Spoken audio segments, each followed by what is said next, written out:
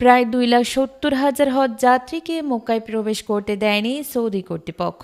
অনুমতি ছাড়া হজ করতে আসায় এই সিদ্ধান্ত নেওয়া হয় বলে জানায় বার্তা সংস্থা এপি। সৌদি সরকারের হজ কর্মকর্তারা জানিয়েছেন, গত বছর হজ মৌসুমে তীব্র তাপদাহে অনেক হাজির অনাকাঙ্ক্ষিত মৃত্যু হওয়ায় এবছর অবৈধ হজ যাত্রীদের মক্কায় প্রবেশে বাধা দেওয়া হচ্ছে। হজের অনুমতি না থাকায় এ পর্যন্ত 2,69,678 জন হজ যাত্রীকে মক্কা থেকে ফিরিয়ে দেওয়া হয়েছে। সৌদি সরকার বলছে, অনুমতি ছাড়া হজ করতে আসায় মক্কায় হাজিদের ভিড় বেড়ে যায়। গত বছর অতিরিক্ত ভিড় ও তীব্র তাপদাহের কারণে 1,300 হাজি মারা গেছেন।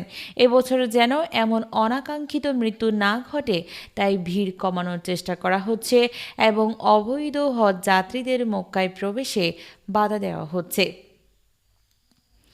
বর্তমানে মক্কায় অন্তত 14 লাখ হজ যাত্রী রয়েছেন বলেও জানিয়েছে সৌদি কর্তৃপক্ষ। হজের মূল আনুষ্ঠানিকতা শুরু হওয়ার আগে হজ যাত্রীর সংখ্যা আরও বাড়বে বলে ধারণা করা হচ্ছে। অনুমতি ছাড়া হজ করতে গিয়ে আটক হলে $5,000 জরিমানা ও অন্যান্য শাস্তির বিধান রয়েছে সৌদি আরবে। এই বিধান সৌদির নাগরিকদের জন্য প্রযোজ্য। রোববার মক্কায় এক সংবাদ সম্মেলনে সৌদি কর্মকর্তারা বলেন, সৌদি আরবের নাগরিক হলেও তাকে হজের জন্য অনুমতি নিতে হবে। অনুমতি ছাড়া হজের পরিকল্পনা করায় এখন পর্যন্ত 23,000-এর বেশি সৌদি নাগরিককে জরিমানা করা হয়েছে।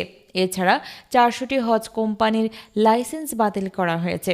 হজ করতে গিয়ে মৃত্যুর ঘটনা অস্বাভাবিক কিছু নয়। প্রতি বছর হজ মৌসুমে নানা কারণে প্রাণহানির ঘটনা ঘটে। সৌদি আরবের সিভিল ডিফেন্স জানিয়েছে, এবছর হাজিদের নিরাপত্তায় প্রথমবারের মতো ড্রোন ব্যবহার করা হচ্ছে। এসব ড্রোন নজরদারি ও পর্যবেক্ষণের পাশাপাশি আগুন নেভানোর কাজে ব্যবহৃত হবে। প্রতি বছর জিলহজ মাসে পালিত হয় হজ। এ সময় বিশ্বের প্রায় সব দেশ থেকে লাখ লাখ মানুষ মক্কায় উপস্থিত হন।